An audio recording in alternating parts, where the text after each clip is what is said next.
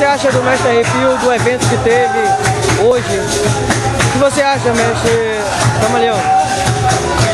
Hoje, a capoeira está precisando dessa somatória de capoeira que venha desenvolver trabalhos sociais, um trabalho que venha ajudar não só o Brasil, principalmente as comunidades locais, no trabalho de capoeira com comunidade.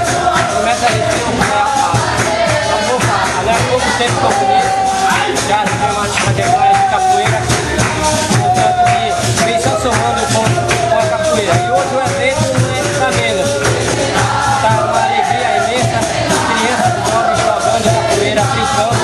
Um evento que está sendo educativo, principalmente não só para as comunidades, mas também para a própria capoeira, que precisa de exemplos de batizado de troca de votos.